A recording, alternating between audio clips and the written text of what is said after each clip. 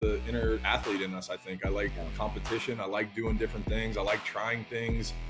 Failure is a great tool for, I think, success. It's a measuring stick and things like that. So entrepreneurship is just kind of that next journey for me. I think after sports, it's been.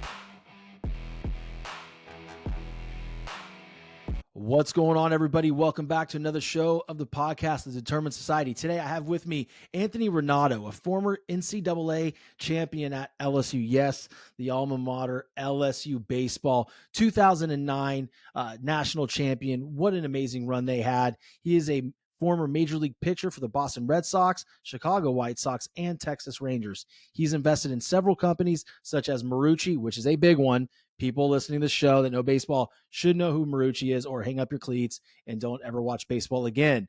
And Diamond Nation, and he's made several successful exits. He is the current owner of Cards and Culture and the host of the Up and In show. Welcome to the show, buddy. How are you?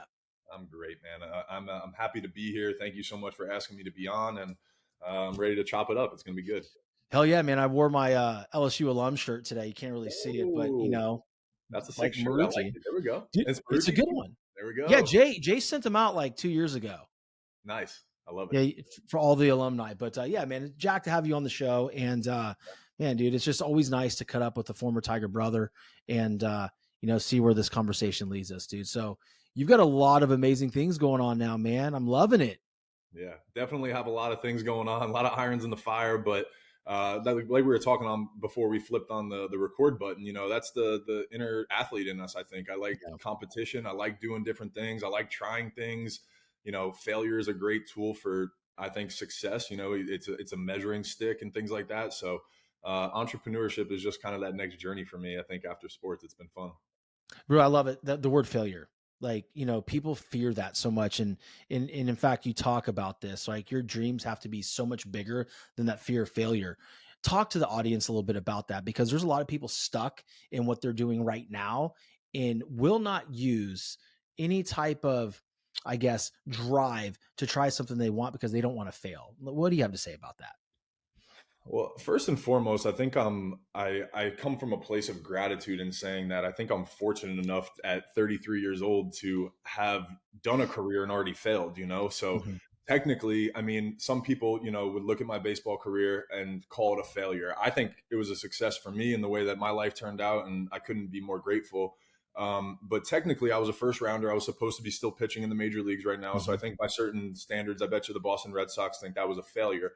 But the things I've learned through that, the things I've grown through, the things that it's taught me in this next venture of life and entrepreneurship, just I think is the thing that I got out of it the most.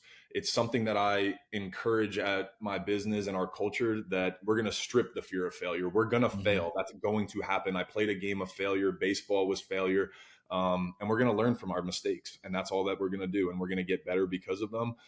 So I think failure is a great tool for success. And I say that all the time because, just like everything else in life, you have a choice and a perspective how to look at things. So when you fail, you can either, get in the dumps about it or get super down and have negative energy, or you can look at it as an opportunity and learn how to grow through it. Dude, I love it because, you talk about, your perspective of your career being a success. And it was, because I look at your career and, I'm one of those fanatical, former LSU baseball Tigers yelling at the TV, and, That's me when you right guys, I mean, that you do that now, right? I mean, we were just talking, we'll get to it, but, it's, like, so for me, watching your career at LSU, like amazing career, 2009 national champion, brought me a lot of joy. I love seeing my boys win. And then, into first round pitching for the Red Sox, White Sox, and the Rangers. Like, dude, that's, for 5 years you were in the big leagues or something like that, roughly. Like, now. to Right. me, that's a success, but, the Boston Red Sox may say, like, hey, like it didn't really work out for us. Right. But dude, like it is such an amazing thing because I can look at my career, right? Junior college, high school, junior college, and then to LSU.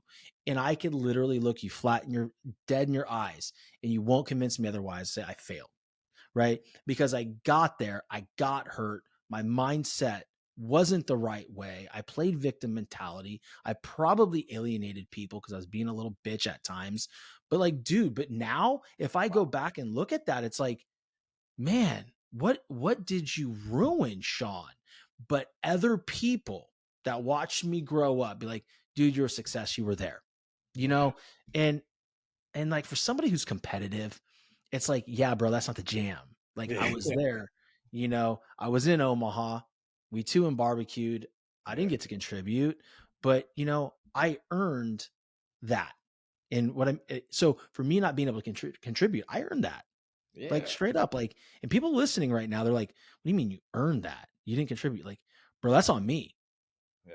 And you also worked your life for that too, to get there. That's the thing that I think, the perspective that I share with myself, or at least that I can reflect on now, is you're right. I think when I have that inner dialogue with myself, I expected myself to be still playing right now. And, I was expected to win 200 games in the big leagues, and I was going to make $100 million. Right. And they were going to rip my jersey off. And that was the way that, and if it didn't go that way, it was a failure. But I think the things that I've learned from it, and the things that I've pulled, and when I can have perspective to say, you know what, I worked 28 years at something and I became pretty damn good, and I got to a pretty high place. And if somebody was like, hey, talk to 5-year-old Anthony and say, hey, you're going to go to LSU, you're going to win a national championship, you're going to pitch for the Boston Red Sox, you're going to make your debut against the New York Yankees, you're going to get Derek Jeter out for your first out and strikeout, but then the rest of your career is going to be average, or maybe you don't even play. Like, would you take that?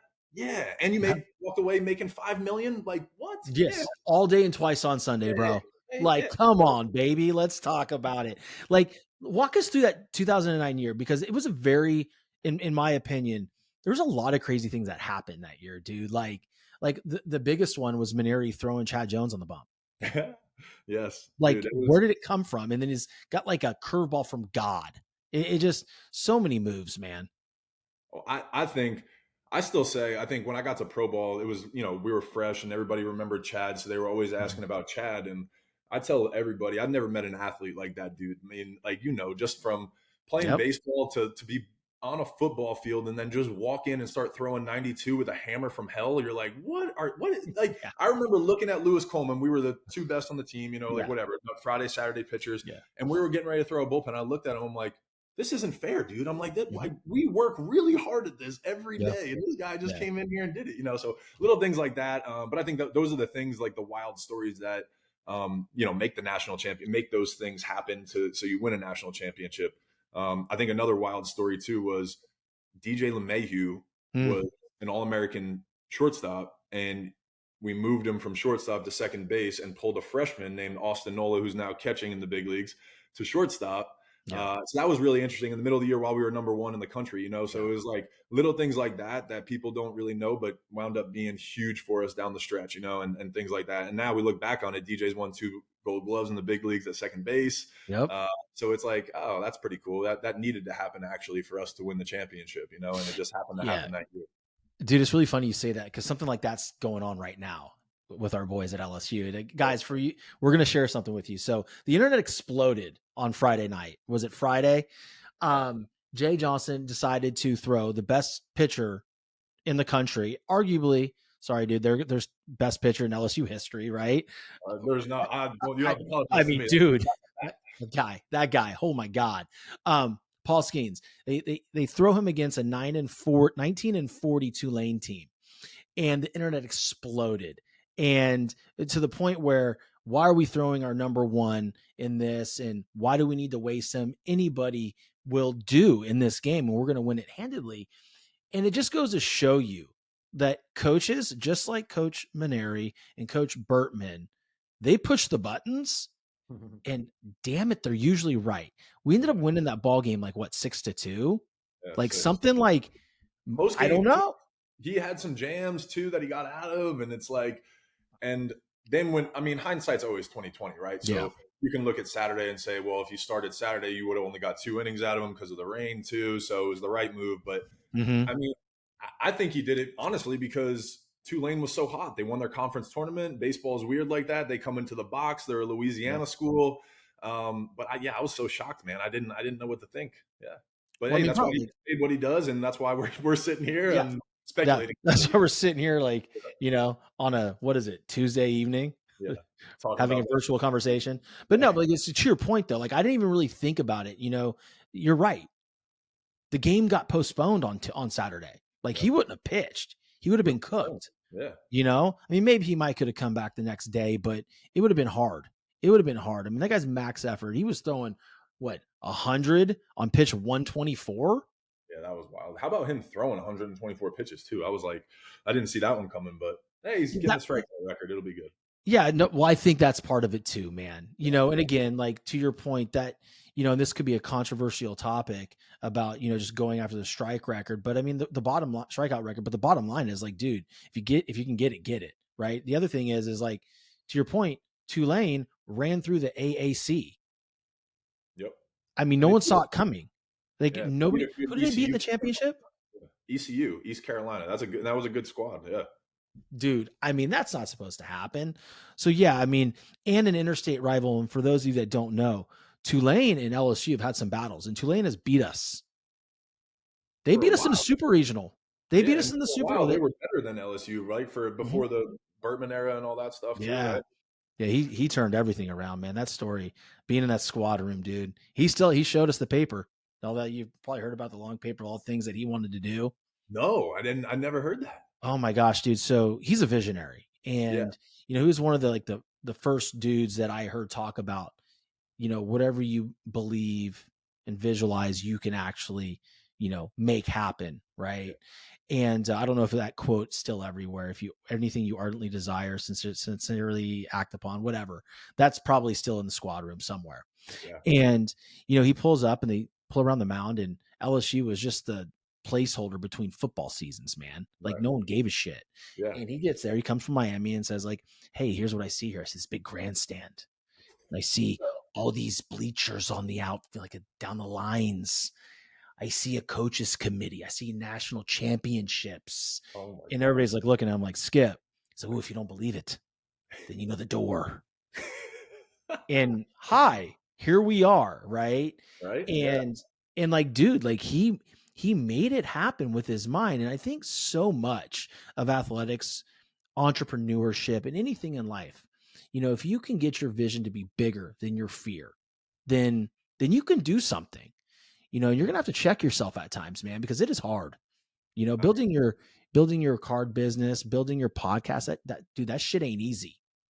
I mean, when I tell you, I can't tell you how many people questioned it. You know, like, what are you doing? Like, you're good. You got enough money. You're good. Just go chill. Like, go relax. Yeah. Go play golf. Go do this. Right? Like, yeah. People don't understand it. I think that's the thing too. There's a lot of loneliness in entrepreneurship, Yeah. and the journey is. I think again, it comes down to perspective. I feel very fortunate that you mentioned it earlier where you had the victims mentality, right? And I think I had that in the minor leagues, and then even when I got to the major leagues as well.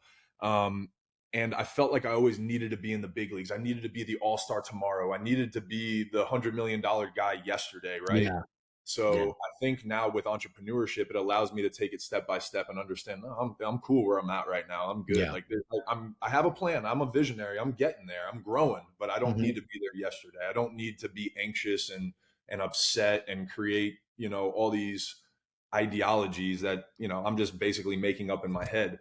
And that perspective has really allowed me to stay present, but also push through a lot of those fears that we talk about big picture wise. So it's allowed me to take steps and do things that I might not have done, I think, because if I was too much in that, like, you know, that monkey mind of just continuously being in fear. Dude, I mean, I get it because there's still times where I have to fucking check myself, dude. Like, I have to be like, why isn't this podcast like high six figures yet? Like, Yeah. I've had great guests, I have great conversations, the content's great. But I'm thinking, like, dude, what's your rush, man? You have a successful medical sales career, right? Yeah. Go make your money. And when this thing pops, it'll pop, right? And it'll be on the right time. No sense in rushing it. Don't need it to happen yesterday. But it's hard, man. And I mean, again, like when you think of, you know, going back, because it's the classic cliche. If I knew then what I know now, what Exactly. would you change? And I wish every day that I could go back and change my perspective at LSU. Do you struggle with that? Yeah. That is 100%, I think. So people ask me all the time, "Do you miss baseball? Do you regret, you know, like retiring?" Or because I retired at 27, I literally was like, "Nah, I'm good." And everybody's like, "Wait, you're just about to get good. What are you talking about?" You know, Mhm. like, so I think I struggle with that nowadays of like, God damn, if I just was patient, if I just had this perspective, if I just had this approach, this mindset, right? But then instead of beating myself up over it, I just say, okay, well, you have an opportunity to do that in entrepreneurship and business and these relationships that you're cultivating with your employees and coworkers and things like that, right? So I do struggle with it because it's the thing that pulls me towards, God damn, you could have just, if you just stuck it out. And I watch the TV of all these guys, right? But Yeah. it also allows me to also be present and then channel a lot of that energy into what I'm doing now, which is kind of cool. That's a big word, being present, man. I mean, I think being present is a gift, and there's not a whole lot of people that can channel that. I Yeah. struggle with it. One of the best was Michael Jordan, right? Mhm. How do you work every single day to stay present in what you're doing? I know it's going to sound cliche, but I learned about meditation about 5 years ago, and that was a big thing for me. I Mm, think I'm a kid from Jersey that was like fast, fast, fast, go, go, go, right? Like we're in a rush doing everything. We need stuff to be done yesterday. I need to be here. Meditation allowed me to slow down and be in the moment a little bit and just relax and understand my surroundings, the mhm. moment, and to absorb it all. And I think when I was younger, I think I was actually better at it. Like I enjoyed things and like loved it. It was like Yeah. that time at like after LSU and in pro ball, I think I got this like anxious mentality of and these expectations got to me. But yeah, I think that just being present is something that I appreciate. And like you said, it's a gift. It's something that, if you have it, it's great. But if not, I still think you can learn it Mhm. and learn from others, because I think that's the biggest thing that I've learned is watching other people be present and almost be like jealous of their energy, their abilities, Yeah. that kind of stuff, Yeah. and be like, all right, I'm going to learn how to do that. And meditation was a big thing that kind of allowed me, breath work, that kind of stuff, allowed me to be present. And in the stressful days of entrepreneurship, it really allows me to kind of like slow down and just be where my feet are at. That's funny because like my wife tells me all the time, like she's like, dude, you need to meditate. You need to You need to meditate. Holy shit, you are go, go, go. I'm Yeah. originally from the Bay Area in California. So, Oh, nice. I mean, talk about fast paced living. Yeah. Um, but yeah, it's just something that when I've tried it, and I abandoned it pretty quickly, Yeah. is I can't stop thinking. Yeah. Like, is this working? Am I meditating? What's going on? What's that sound? Right. So it's that's Yeah. the high level ADHD Yeah. um, that I have. But dude, you mentioned something about expectations and like how you were present at LSU. It's funny because, we were chatting a little bit and the game's, changed so much. They have the NIL stuff and they're like straight up celebrities now. Yeah. It's Like crazy. it's Free like agents, like like it's nuts. Yeah. celebrities, like they're announcing.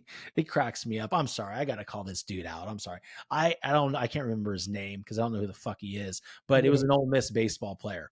I And he love and it. he entered the portal yesterday. I'm like, Yeah. why the fuck are you telling people? Like, who gives a shit? Like, enter the portal, shut up and go play. Like, Right. what have we come to? I'm off on a tangent now. Dude, But no, the no, one you're right. I mean, it's their generation. It's the way that they communicate. I mean, I feel like I'm pointing fingers now, but I hear it's you. the way that a younger generation was raised and, born and communicates. And it's Yeah. like, that's the way they communicate is I need to tell the world, like, I need to Yeah. announce everything about me. It's wild.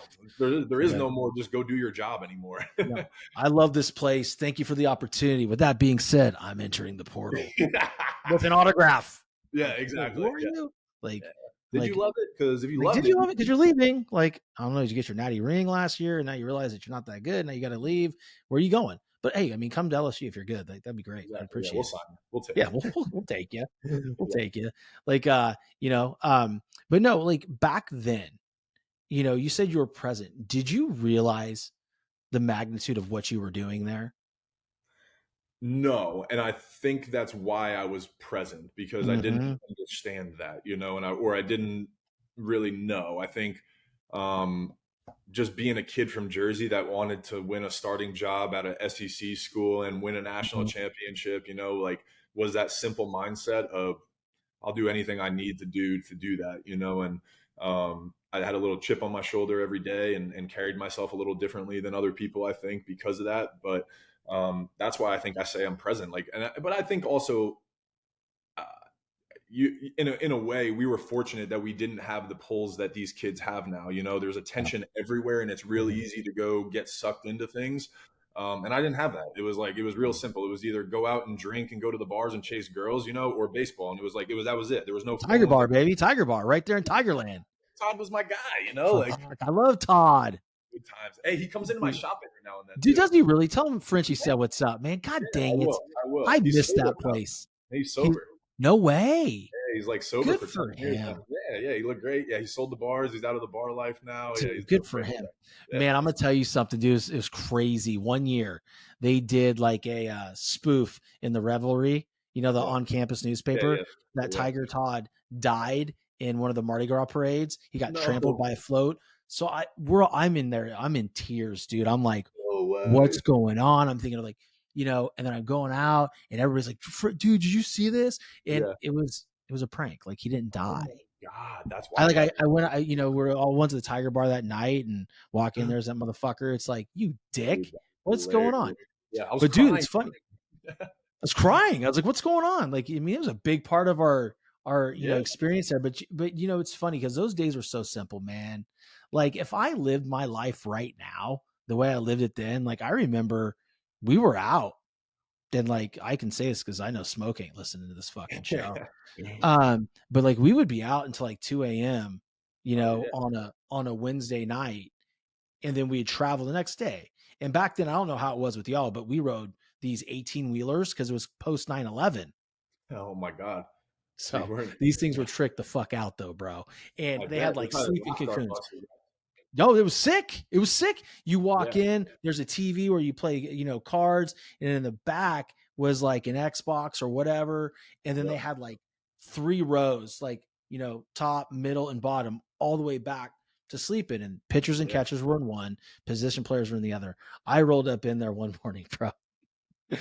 And we were going to Georgia. We were going to Athens. And I fell asleep before we left the parking lot, and I woke up when we pulled up to the hotel. No way. Fucking gone, bro. Gone. That was your night's sleep. That was it. Yeah, you just rolled right onto the bus. It was fantastic. Rolled into the hotel, checked in, went to practice, and it was great. But like, I couldn't pull that off now. Like, I have like 4 beers, and the next day I don't even want to be a parent. Exactly. Yeah, dude. I want to shut it down. I don't want to be a human. I'm like, I don't know how people drink and then go do stuff anymore. Oh my God. It's nuts, dude. But the thing is, when we were there, right? That was the year that we went to the College World Series. First year we got beat by Tulane in the Super, and then Rice, and then we played Baylor at home. My final year, and that was the year that we lost Wally Pontiff. Right? He passed away, and to this day, I swear to you that when that lefty, I think it was Duden or Duhan or whatever it was from Baylor, hit that ball to center field right towards Wally's number where it used to be retired, in the old box, the wind just held it up. It was the craziest thing you've ever seen, but we lost a lot of pieces that year. We lost him. Brian Wilson went down, the Fear the Beard, went down with an injury. Then, our starting catcher got hurt, and somehow we find a way. I think we were number 1 or number 2 national seed. Yeah. We had no clue what that even meant. Like, to the outside world, I'm wondering, did it mean what it does to us now? Right. Yeah. Cause I look at them like, 5? You guys were the number 1 of the whole year. Like, what the hell happened? Like, what the shit? But like, in the whole, society, or like the people that love college baseball so invested in it. I wonder if it was that way when we were playing, man. Yeah. I don't know. It's like when you're in it, you never know. Right. And that's where it's like, even to me now playing ball, like looking at the major, like going to a major league game and being like, man, did I know what I had? And like that these people, like just being a fan, it's just a different perspective now. It's just like, and I don't think we did. It was just normal to us. I don't know, at least for me. And that's what I was saying earlier. Like, it was nice almost to a point that we didn't have these camera phones, that we didn't have all this stuff. It was just you and the boys. It was like, yo, it's baseball. That's like, how do you become the best baseball player? And then if you got lucky enough, you would go out every now and then, go find some girls, like whatever, right? Yeah. But they weren't hard to find there, dude. Yeah, no, it was easy. It was a simple head nod at the bar. Hey, go to Bogies and take the fraternity boys, girls. That was always fun. That was always the best. But so you guys were Bogies? How about this? During my time, for like 3 to 5 years, we never went to Bogies. It was crazy. Really? Yeah, but then like right after our time, Bogies was the spot again, and like I went there all the time. But when I was in college, I never went there. Interesting. Like I wasn't a big bar person anyway, and I was never 21, so I didn't. And I Mm-hmm. was very very straight edge when I was in college, so Mm-hmm. I didn't drink. But I would go out every now and then, and we never went to Bogies. Never went to Bogies. Interesting. Yeah, we would switch it up a little bit. We would go, Tiger Todd's, Yep. and then I think it was called Stadium when I got there. No, it was Tiger Bar. Tiger Bar. Yeah, Tiger Bar. Then it That's what. then he changed it to Stadium or something like that. And then sometimes we go to Sports and Fred's. But yeah, dude, that was never a good scene. Yeah. But every now and again we would mix it up and we would go to the sorority bar Oh, and nice. fraternity bar. Well, yeah, I mean that's what Bogies was back then.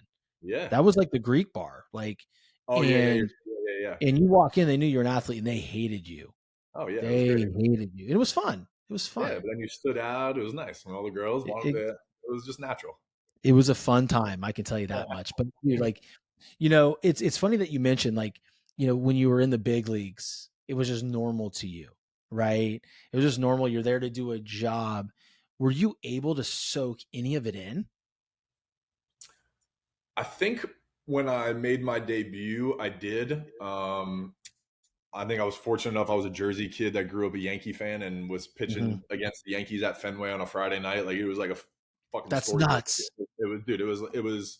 You can't make that up. And so I remember walking out the dugout and just being like, yep, this is it. Like Yeah. this is cool. And I remember I got out there a couple minutes early and I just like did my routine a little differently, just to absorb Mhm. it and enjoy it and shit like that. So but then after that, honestly, after I got traded and I was like, and I realized real quick how baseball is just a business, just like anything else. Mhm. I think I got a little bit numb to the aura of it and all that stuff. It Yeah. was just like, man, I'm just a piece listening shit. Like it was just like kind of Yeah. lost Fuck. love and everything. Yeah. The dangerous mindset to go into, man. You And know, that's like, yeah, that's where you become the victim mentality a little bit. You find all the negatives and everything, and then yeah. everything that was enjoyable becomes a chore. And it Yeah. was, yeah, it was that was when things changed for me a lot. Dude, it's really funny because what changed for me when I got to LSU, when I was in California, I'm like, big fish in a little pond, right? JUCO, I'm doing well, you know, and not really worried about my skills. But the moment I stepped onto campus at LSU, it was like I turned into like this kid that didn't think he belonged there, man. And it was just Wow. what it was so dangerous. And I've never said this on air before. Like this is powerful stuff, dude. And damn you for bringing it out into me. But it's just one of those things like people that are listening and that may, have played with me then, now you know what's up. You're like, now you know how I felt. It was just, there were so many amazing ball players before me, like that year was before Brad Cressy, Brad Hopp. I'm like, these dudes, man, like they were Yeah, freaking dudes, man. Terrio and Fontenot and all those guys, and you roll in there, and it was just like I had that weird kind of like I'm a fan of these people mindset instead of like, what's up, bro? Like I'm yeah, here to do yeah, the same thing that you just did, yeah, and eventually I did ease back into that, but it was too late, right? It was yeah. just a very hard thing to overcome. Eh, it's really funny that you bring that up. I had lunch with somebody today, an older guy that I've been becoming friends with through the shop, and we were just BSing a little bit. And I was like, and he was asking me some questions about my dating life and where I was at and stuff Mhm, because I'm on and off again with this girl. And so we were talking, and I was like, what's funny, man, is like what I've kind of realized at 33 years old is how insecure I was at 23, 24 years old, and mhm, how much I fronted, all this stuff to try to exude this masculinity or whatever, mhm, right? This or this whatever. But I was hella insecure, and I think even when I kept getting certain levels up, I realized that my stuff was actually declining a little bit, and I think mm, that really fucked me up a little. Where I was like, do I belong? And am I the guy that everybody thought I was when they drafted me? So I mm. relate to that a lot, man. I think a lot of people go through that. I was gonna say men, but I think a lot of people in general just go through it, But I think it's harder for men to talk about that shit because we're just supposed to Yeah, grind man. through it, provide, and right, like that's Yeah, been our traditional that's role it. and everything. So, yeah, so it's been. I feel you on that, man. I appreciate you sharing that because I know it's been hard for me to come to grips with in my life, and certain things. But I think it's also taught me a lot and allows me to deal with insecurities that still arise at 33. Yeah, man. It's funny the word insecurities. Insecure. like whatever. I mean, I look back at it. I think all of us were like that. We were hiding behind, you Yeah. know, two colors, purple Yeah. and gold, Yeah. right? Yeah. Yeah. And who we were, right? And it was almost like it was a free pass to act and do whatever you wanted. And people that people that haven't played there, they don't realize the amount of power that came with that. Yeah. It Oh was yeah. like you had everything. I mean, we'd walk in on a game day and there was a ton of food there. There was everything. You walk out, you're signing shit, like there might be a blonde sitting in the bullpen because that's usually where I live my freaking life. And then it was Yeah. all over, Yep, right? dude. I'm telling you, it was. And then when you get to when I got to Pro Bowl, it was almost like you take steps back too. Like it was Yes. like this isn't the same life as LSU. So like There's like I had this. three people here. It's like, Yeah, what the fuck? exactly. It's like, and you talk to other guys around college baseball that just didn't have that experience, and it's like, Yeah. damn, you don't realize what you had at LSU and how much people care. And that's why I think, a lot of people ask me too, like, why did you start a business in Baton Rouge, Louisiana? I'm like, because these motherfuckers love us. Like, they're Yeah. awesome. Like, the people are great here. Like, they care about Yes. LSU baseball. Like my championship matters to them, so it's kind of cool to enjoy that with them at this age. It's the last one. Like there hasn't been one since. It matters. Like, your name is appreciated there. It Yeah. means more. It Yeah. just means more. And it is a target rich environment to start a business in. Yeah. So, you were actually a genius to do so. You Yeah. know, have you Thanks. lived back in Baton Rouge all this time since you retired or how's it? Yeah. Yeah. Yeah. Yeah, Not so bad, I man. uh, so I started. I became a resident in 2011. I bought a house here for the off seasons and stuff. Just like Mhm. a nice home that was where I lived for the 3 or 4 months. My dog stayed there. I had like a home base, all that shit. Yeah. And when I was done playing ball, that was my rental house. And then I was like kind of indecisive, and I was dating a girl from Baton Rouge, so I actually built a house out here and everything. And like we wound up breaking up, but I still love it here. I live here, have businesses here and everything. So yeah, now I've been here since 16 years, 17 years in Jersey, 16 years in Louisiana. It's almost half and Dude, half. bro, you're almost a full I on know. Louisianan, bro. I'm That's mixing in awesome. y'all a lot. My mom is I, saying I got a Southern accent. I'm like, oh I man, say it constantly. I And it's know. like, it's funny because when I'm talking to people, if it's, DMs or setting up a show, I'm like, how y'all, I mean, like, wait a second, where's this person from? Right. Like, because I mean, I got the y'all from Louisiana and now I'm in Yeah. Florida. I'm in Yeah. Southwest Florida. So that flies here. Yeah. Right. It works. Yep. It used to be you guys. Now you can't even probably say that anymore because people get offended. It's like I have Yeah. pronouns. I have I didn't pronouns, even damn it. think about that. You're right. Dude. It's like um, I'm always like, do I you have know a what? word Y'all ninja? is just safe now. I'm going with that now. Hi, Yeah. how are they? What's Yeah. going Everyone. Hey everyone, is that cool to say? But no, man, like I think it's really important to really dive into um certain things that bother us as men, because and I didn't even think we are going to go down this road today, but it's important because you're a man, you're an athlete, you're supposed to be strong, you're not supposed to you know talk about your feelings. I mean, shit, dude, I cry watching sports movies all the time when something good happens. Yeah, bro. You I mean, too? that's Like, I thought it was because I never won a natty or something. Like, am I dog. crying I'm because telling you, I'm like, I'll be sitting there, I'll be like, why is this getting me right now? And I'm like, it's just like the great moment. I'm like, I want to clap and be like, I don't know. It yeah. just the side of me, like the underdogs. I don't know. It gets me every time.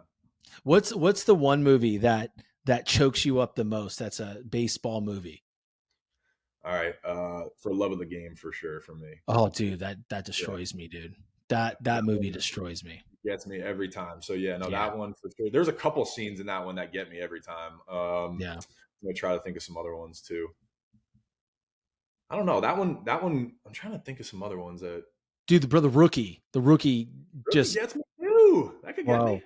I interviewed him. He was on my show a Really? while back, man. He's a great dude, man. That's Great really man. cool. He's a That's great man. He's a great dude. that's Yeah. cool. I mean, like that when his family comes, and they're like all the kids from the baseball team, they all come, they bus in there, they shut Yep. the whole damn town down. That gets me. When he goes to the bullpen, he comes out, I got goosebumps right now. But the Yeah. thing that destroys me is the conversation with his dad. Oof. Like I lose it. Like I like in that movie, like that point, because my dad and we don't speak, Oh wow. right? Okay. And so it was like it pulls on these heartstrings, man. And so once that's again. what the great thing about movies and emotions is, right? Like, and it relates to people differently. That's the beauty of it, and I love The Rookie. I don't remember that specific scene, but I know that The Mhm. Rookie got me too. Yeah. I think anything of triumph and tribulations, things like that, overcoming obstacles and adversity, yeah, Yeah. all that stuff really does. Like, to me, it's not even like it's just like it's a raw emotion for me. I'm just like, I can't believe this is happening. Like, Yeah. just like, so Yeah. I It's don't, like yeah, I'll cry in any sport movie, dude. Like it'll just get me to a point. Like I have this visceral response. It's just like, that's it. gosh, like That's it it. just Yeah. hits you. And it's because you talk about overcoming adversity. That's something we can all relate to. Right. And as Right. athletes, you want to be at at that mountaintop, and you have to overcome an inordinate amount of adversity in order to get there. And Yep. so you see it happen on screen, and then you picture, I think subconsciously you go through everything that you've been through in your sports career, and it just hits you a little bit different. Right. You Absolutely. know, I mean, Nah. I don't cry during many movies, but like sports movies get me, man. You know what's so funny is I watched a movie the other day, and it's unfortunate that you don't speak with your father, but there was a moment. The movie is called My Father, and Mhm. there were scenes in that movie that just got me where I was like, I was sitting with the girl with a girl, and I was like, I can't believe how much I'm crying right now. This is like, it was embarrassing. I'm trying to like change positions to like kind of like move my eyes and not let You're the like, tears go down. Yeah, yeah, is yeah, it it's pop. is it I allergy saw. season up in here? Yeah, it was like, oh man, it was. Oh But my where that god. goes, like, yeah, emotion to me. I'm more of an emotional person. I mean, Yeah. you can see it in my mannerisms. I'm just Yeah. that kind of person. So, I think for a while too, that was what a lot of my insecurities were. Like, I just Mhm. didn't want to show emotion, whether it was excitement, whether it was fear, whether it was anger, whether it was sadness. Like, I didn't want to show those, but I got a lot more comfortable communicating those things, finding people in safe spaces to, be able to share that shit. Yeah. Because at the end of the day, we're all humans and we all go through things and we all manage things differently. So, yeah, I think that it's a logic. really good point. That's a really good point, bro, because, you know, people can look at you or, look at the things that we're doing now and say like these people, they got all their shit together. They're fine. I mean, you were out there winning a national championship and you had insecurities, and you're one of the best pitchers in the country. Hell, you went the first round. So it's like, for people listening and watching, like you don't know what everybody's going through. Like you literally don't know what people battle on a day-to-day basis. You may think they have it all together, you may think they're strong, but they are battling demons. I battle them every day, man. Everybody's got demons, man. That's, to me, I'm big on mental health because Mhm. I'm 6'7", like, again, like exactly what you said. I think a lot of people look at me.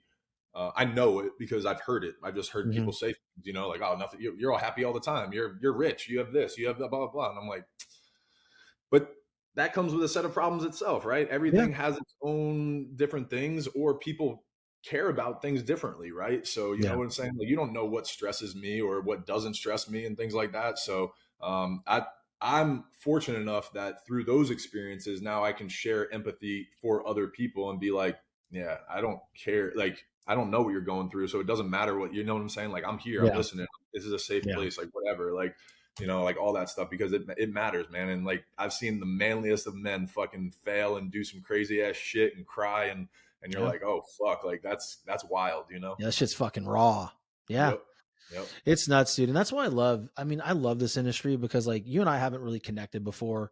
And here we are, first time actually speaking. Yeah. And it's like, dude, I feel like I've gained a new Right. friend. Right. Yeah. And I know I have. But it's like, we come from the same mold. We were in that journey together. We were a part of that tradition. And, at the same time though, like when you don't know somebody, you have an opinion of them, or it's not about you and I, but it's just about, Right. what we were talking about before. Like he's 6'7". He's strong. He's got Right. money. He's been to the Right. big leagues. He's an entrepreneur. He's got this cool podcast. Him and Mikey do these cool things on the show, on Mikey's show, and they Yeah. got it all together, man. Like everybody goes through it. Everybody has their fucking story, man. You Yep. know, we're it'd be different if we're all sitting there at the All-Star game, on third base side watching home run derby together. Be like, yeah, this is fucking cool. Like we Right. did Right. this. But that's not where we're at. Right. You're at your place right now. I'm in my place in the den, Yep. and all we're doing is competing every single day for me is to show my kids that Yeah. they can do something really fucking cool, man. Yeah. I love You that. know, No, I it's love that. I important, love it. dude.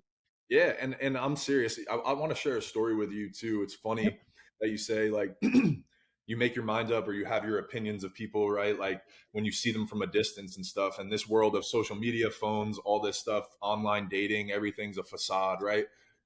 2014. So I've never gotten big into the Instagram crushes or like so back in the day, I don't know if you remember, they used to do like woman crush Wednesdays and things like that. And like when internet stuff was trending, you would just pick like Oh yeah. random celebrities and be like, like, oh, I love this woman crush Wednesday hashtag, right? All this shit. No. And I never did that shit ever, and I never really like valued it. And then I saw this one girl that captured me right on the phone, and I was like, this girl is it. And Mm-hmm. again, there goes everything, right? I made up Yeah. all these assumptions from a picture of this girl would be the best wife. She's amazing. She's the coolest girl. She's so Yeah. fine, right? This Mm-hmm. is in 2014. So I play throughout my career. I follow her, have no interaction with her. She got millions of followers, right? All this stuff. And I'm just admiring her from a distance for 5 years. 2019 rolls around. A friend of a friend knows her and comments something like, hey, I know that girl. You want me to put in a word or something? I was like, yeah, absolutely. Blah, blah, blah. Yeah, I've Anyway, only long been story. waiting 5 fucking years. Yeah, exactly. You're like, what kind of fucking question is that? Where you Anyway, been, motherfucker? Shit. long story short, meet the girl, flies out to Baton Rouge, all this stuff. And I'm like, I was jaw open of how different this woman was, right? Like, this is nothing that I expected. And then I was like, it just immediately clicked for me of like, oh, this is what the fucking internet is nowadays. Like, nothing is real. You're creating your own assumptions and real and judgment and all this shit, right? About all these strangers and their lives. And they're doing the same to you. So just Yeah. have some perspective about it and just understand it. And that like really put things in for me. Cause like when I tell you like how strong the feelings were before and then in person, that was just like, oh, this is just a fake. I watched her like do these fake videos at my house, and like act and stuff. And I'm like, oh my God. And I'm like, how Yeah. many other men are like me in the world just thinking this about, all these people and like women and same thing, celebrities and shit. So it's Yeah. like that really put things in perspective for me about mental health and like understanding these phones and social media Yeah. and shit. Dude, it's super important. And my wife and I always talk about, our kids. We don't want our kids having social media until they're like 18 because it is Mhm. some fucked up shit, man. It is fucked up. It has caused school shootings. Like it's caused, kids to pull the trigger on their life. I mean, it is completely fucked up. But the one thing that I'll have to say to you is, and I can tell by watching your content and then speaking with you now, it's something that I take great pride in. I'm as authentic as it gets on the camera. Like you are not going to get a different motherfucker on a reel, on a Yeah. podcast. And if you show up at my fucking doorstep, you're not going to find a different dude. You're going to Yeah. find the same guy. And if I Yeah. don't feel like, if I feel like I have a message to put out and I flip the camera around, I start recording it, and I can't get it right, I don't fake it. I don't do Yeah. it. I'm not anybody's fucking show pony. Yep.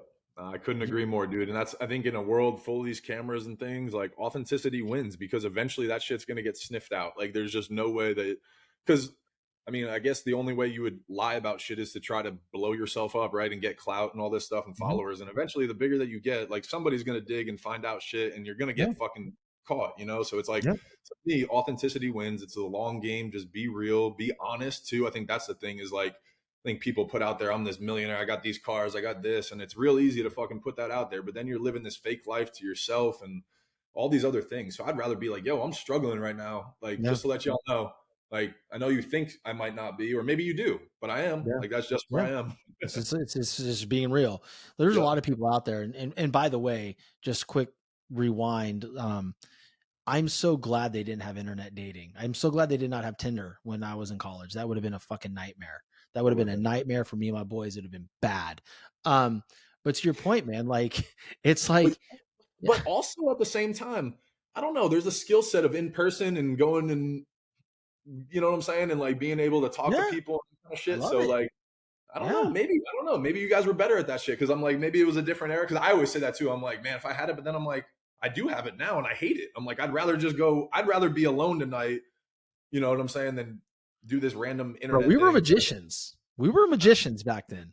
The one that always worked was, hey, my buddy over there wants to know if you think I'm cute. Worked every time. It's cheesy as fuck. But hey, man, listen, it was 2000. It was the year 2000. You know, maybe girls weren't as smart as they are now. No, they definitely weren't. That's good. That's no, perfect. definitely not. Yeah. That's what we needed. That was it. Yeah, exactly. Like they warned them about people like us once we left. Like, hey, see the picture of this guy? This is the shit these types of people say. Like, just run away. Run away. Oh man, it's great. No, I mean, being authentic, I think, is something super important because, like you said, like you can say that you've got all this money and you can say you have all these cars and you can rent them and put them in front of your house or, you know, jump out of one to do an ad, which I fucking hate. You can tell that it's not their car and people are going to find out. You know, that's why I'm always super upfront. Like, hey, here's where I'm at. Like, I don't have it all figured out. Like, hey, I do have my dream car though. I'm not gonna lie.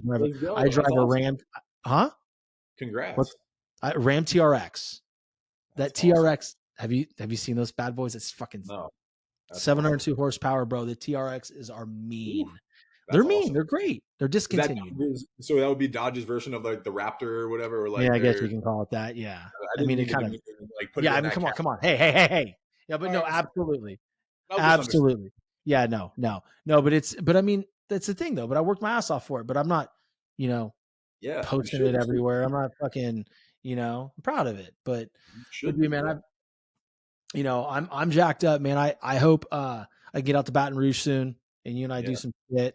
And I want to see your card place. Hey, real quick, how much is a King Griffey Jr. rookie card upper deck? Graded at a 10 right now, like $1,200. So yeah, it just depends on if it's in good condition or. I think I have one in the box. There you go. I have one in the box, man. Yeah, get it graded. Bring it here. We'll have some fun with it. I might have to. Yeah. We can auction it off, dude. But look, man, I really enjoyed conversation today. You're a great dude. I respect you. I'm proud of everything you accomplished in college, professionally, and now as an entrepreneur, and most importantly as a person, because I can tell you got a great big heart, man. And I loved having you on the show today, dude. Dude, this was a really great conversation. 50 minutes flew by, man. I'm excited. Hopefully I get a chance to have you on my show, and we'll continue this conversation for sure. Brother, I'm telling you, man, I'll make the flight out. For Tiger, I'll make a flight out. We'll get it organized. Maybe in July or August, whatever the schedule permits, but we'll get that shit done. That'll be cool, man.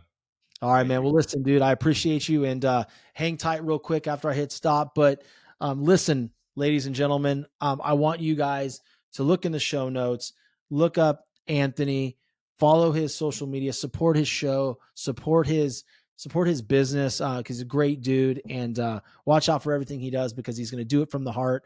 And until next time, guys, you take it easy. Peace.